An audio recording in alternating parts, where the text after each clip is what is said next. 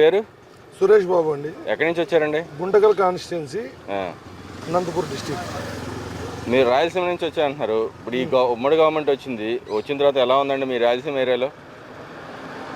చక్కగా సౌకర్యంగా ప్రతి ఒక్కరూ ఈ పెన్షన్ అయితేనేమి, గ్యాస్ సిలిండర్లు అయితేనేమి, ఇవన్నీ బాగా అందుతున్నాయి.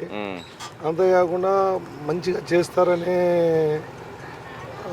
ఆశాభావంతో ఉన్నారు. ఇంకా కొన్ని విద్యార్థులకైతే ఈ విద్యా దీవెన ఇది రావాలి కాబట్టి దాని గురించి టైం ఇచ్చారు కాబట్టి సంతోషంగానే ఉన్నారు. కానీ మరి వైసీపీ నాయకులు ఏంది పదే పదే చెప్తున్నారు, అసలు ఏ సంక్షేమ పథకాలు ఇవ్వనని చెప్పేశారు చంద్రబాబు నాయుడు అని చెప్పి ప్రచారం చేస్తున్నారుగా. ఏమండి, ఇప్పుడు వాళ్ళకి ప్రతిపక్షానికిలో మాట్లాడడానికి కూడా అవకాశం లేని విషయము. ఒకవేళ మీరే వెళ్ళి మాట్లాడండి అంటే అసెంబ్లీలో మాట్లాడరు, కానీ బయట ఏదో వాళ్ళ కార్యకర్తలు వాళ్ళు వీళ్ళు ఏదో మాట్లాడుతున్నారే తప్ప వాళ్ళు రియాలిటీలోకి రాలేదు. రియాలిటీకి వచ్చి గ్రౌండ్కి చూస్తే ప్రజలను అడిగితే ప్రజలే చెప్తారు. వాళ్ళకు ఆల్రెడీ ప్రజలు బుద్ధి చెప్పారు, మరి వెళ్తే కూడా ఇంకా మరి ప్రజలే చెప్తారు ఏం చెప్పాలని, ఏం చేశాడు ఏం లేదనే విషయం ప్రజలే చెప్తారు. కానీ 3,000 ఉన్నది 4,000 పెన్షన్ చేశాడు. ప్రతి నెల ఎంప్లాయీస్ కన్నా లేట్గా 1వ తారీఖు 2వ తారీఖు వస్తుందేమో, కానీ వీళ్ళకి 31వ తారీఖు వస్తుంది కదండి. మన సిలిండర్లు అయితే మొదలుపెట్టేసి సిలిండర్ ప్రతి ఇంటికి చేరుతుంది కదా. పదే చంద్రబాబు నాయుడు వివరించారు రాష్ట్ర ఆర్థిక పరిస్థితి ఇలా ఉంది కాబట్టి నేను కొంత ఆలస్యంగానే ఇస్తానని చెప్పి ఆయన చెప్పినా కూడా వీళ్ళు పదే లాండ్ ఆర్డర్, ఒక పక్కన లాండ్ ఆర్డర్ లేదంటారు, ఇంకో పక్కన సంక్షేమ పథకాలు ఇవ్వట్లేదని పదే ఎందుకు ప్రచారం చేస్తున్నారు? ఇంకొక విషయం అండి, సర్వనాశనం చేసింది ఎవరు ఈ రాష్ట్రాన్ని? వాళ్ళు చేశారు. వైసీపీ గవర్నమెంట్ చేసింది, జగన్మోహన్ రెడ్డి గారు చేశారు. సర్వనాశనం చేసి బడ్జెట్ లేకుండా చేసి ఎక్కడిదక్కడే ఈ వైసీపీ ఎమ్మెల్యేలు వాళ్ళు మంత్రులు ఎక్కడ చూసినా దోచుకునేసి వనరులు అనేది లేకుండా చేసి ప్రతి చోట ఏది లేకుండా చేశారు. దాన్ని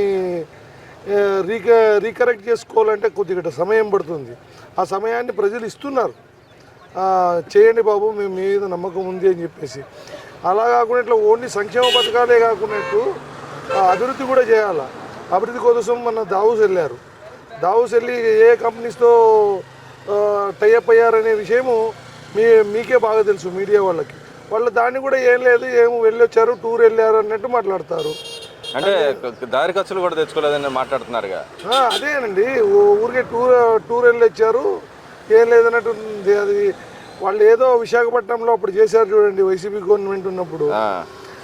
అది ఏం జరిగింది, అందరూ చికెన్ ముక్కల కోసం ఫుడ్ కోసం కొట్లాడారు, కోట్లు వేసుకొచ్చి షూట్లు వేసుకొచ్చి. నిజంగా వాళ్ళు పెట్టుబడిదారులు అంటారు, వాళ్ళు 3 లక్షల కోట్లు పెట్టుబడి పెట్టించారంట ఆ టైంలో, అటు దావోస్లో కానీ ఇటు వైజాగ్ 3 లక్షల కోట్లు అని చెప్పారు. ఒక్క రూపాయి రాలేదు. వాళ్ళు కేవలం భోజనానికి క్యూలో ఉండి కొట్లాడే వాళ్ళు ఏందండి పెడతారు. అదంతా కేవలం ఏదో ఎలక్షన్ ట్రెండ్ అని చెప్పేసి తీసుకొచ్చాడు. ఆ ఎలక్షన్లో ఏది ప్రజలు నమ్మశక్యంగా లేక, నమ్మకం అనేదండి ఒకటే, మ్యాండేట్ ఏమి ఇచ్చారనేది ముఖ్యం. ఆ మ్యాండేట్ మీకు 11కే మీరు పడిపోయారంటే అవి కూడా రాకూడదు. ఆడ కొద్దిగా క్యాండిడేట్స్ లోపాలు ఉండి అవి వచ్చాయే తప్ప, క్యాండిడేట్స్ లోపాలు లేకపోతే కూడా ఆ 11 కూడా రావు. నెక్స్ట్ వాళ్ళకి ఇంక ఏది చూస్తున్నా వారు వలసలు పోయినట్టు పోతున్నారు. వాళ్ళలో ఉన్న సీనియర్స్ పోతున్నారు, జూనియర్స్ పోతున్నారు, అందరూ. ఇక్కడ విజయసాయి రెడ్డి గారి విషయం ప్రత్యేకంగా చూసుకుంటే ఆయన నెంబర్ 2గా ఉన్న వ్యక్తి, ఆయన అర్ధాంతరంగా ఇప్పుడు ఈయన లండన్లో ఉండగా ఎందుకని వెళ్ళిపోయారంటారు? అది చూడండి వాళ్ళ అంతర్గత విషయము. కొందరు యూట్యూబ్ ఛానల్స్ వాళ్ళు కానీ కొన్ని ఛానల్స్ ఏదో అదొక ప్లానింగ్ ప్రకారం వెళ్ళారు అంటున్నారు. ఇంకొక విషయం అయితే లేదు, నాకు రాజకీయాలు చాలు అంటున్నాడు. మరి రాజకీయాల్లోకి వస్తాడా రాడా అని విజయసాయి రెడ్డి గారు ఆయనకే తెలవాలా. వచ్చిన తర్వాత మరి ఏం ముఖం పెట్టుకొని వస్తాడో తెలీదు. విషయం ఏంటంటే వాళ్ళు ఏవో కేసులు ఉన్నాయి కాబట్టి ఆ కేసులన్నీ మీద పడతాయని చెప్పేసి తప్పించుకోవడానికి ఇంకో ప్రయత్నం చేస్తున్నారే తప్ప రాజీనామాలని ఇంకొక విషయం అయితే కాదు. ఏది వాళ్ళు చేసేవన్నీ కేవలం నాటకకరంగా ఉంది.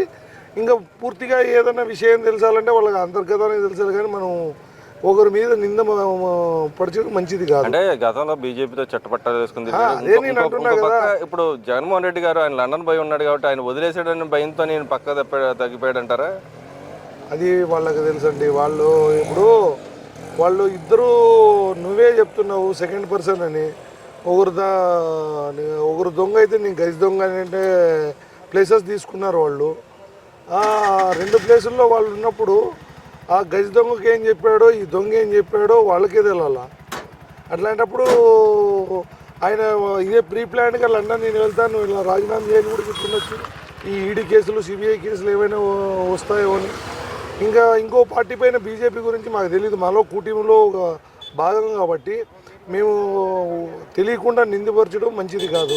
ఓకే, ఆ విషయం మీరు అడగడం కూడా మమ్మల్ని అడగడము సబబు కాదు. అంటే యాక్చువల్లీ గతంలో ఉన్నారు కాబట్టి పాలిటిక్స్ అనేవి ఒక చేంజ్ అవుతూ ఉంటుంది. అంటే వాళ్ళతో ఏమీ కాలేదనే కదా బీజేపీ వాళ్ళు మాతో జతగట్టారు. వాళ్ళకి ఇచ్చిన 10 ఇచ్చిన 10 తీసుకున్నారు. అవును, వాళ్ళేమి ఎక్కువ కోరలేదు కదా ఆ రోజు. ఆ విషయం అర్థం చేసుకోండి. సరే, ఇంకో విషయం, నిన్న శ్రీధర్ బాబు గారు పక్క రాష్ట్రం తెలంగాణ ఐటీ మినిస్టర్ గారు దావోస్ వెళ్ళారు. అక్కడ పరిస్థితులు మొత్తం వివరించారు చిట్చాట్లో. దానిలో భాగంగా వీళ్ళు అంటున్నట్టు అక్కడ ఏమీ ఎంఓయూలు చేసుకోలేదని చెప్పి అన్నారు. కానీ ఆయన మీడియాతో చెబుతా అక్కడ కాదు ఏపీ వచ్చిన తర్వాత ఎంఓయూ చేసుకుంటానని లోకేష్ నాతో చెప్పాడని చెప్పి అంటున్నారు. దాన్ని ఎలా చూస్తారు మీరు? చూడండి, శ్రీధర్ బాబు గారు పక్క రాష్ట్రం వాళ్ళు ఎవరు చెప్పినా కూడా ఆ క్రెడిట్ కేవలం నారా చంద్రబాబు నాయుడు గారిది. ఈరోజు హైదరాబాద్కి ఏ కంపెనీ వచ్చినా ఏది వచ్చినా ఏ ఐటీ వచ్చినా కూడా ఆ చంద్రబాబు నాయుడు గారు చేసిన గొప్పతనమే అంటారే తప్ప వాళ్ళ ఎంఓయూ వాళ్ళ రాష్ట్రం గురించి మనము ఇంకోటి నిందపరచడం తప్పు. కానీ అంటే మన రాష్ట్రానికి రావాల్సిన ఎంఓయూలు ఇక్కడికి వచ్చి చేసుకుంటానని లోకేష్ నాతో చెప్పారని అంటున్నారు కదా ఆయన. అలా అది కేవలము ఉదాంతలే తప్ప నిజం ఉండదు. చంద్రబాబు నాయుడు గారు మన చక్కగా చెప్పారు. బిల్ గేట్స్ ఏం చెప్పారని చెప్పారు. మళ్ళీ బిల్ గేట్స్ కూడా మరీ వస్తాను అని చెప్పాడని చెప్పారు. ఆయన ఏం మాట్లాడాడనే విషయం వివరించి చెప్పారు. వివరించి చెప్పిన తర్వాత కూడా ఇలా మాట్లాడడం కరెక్ట్ కాదు. ఇప్పుడు శ్రీధర్ బాబు రేవంత్ రెడ్డి ఏవైతే ఉన్నారో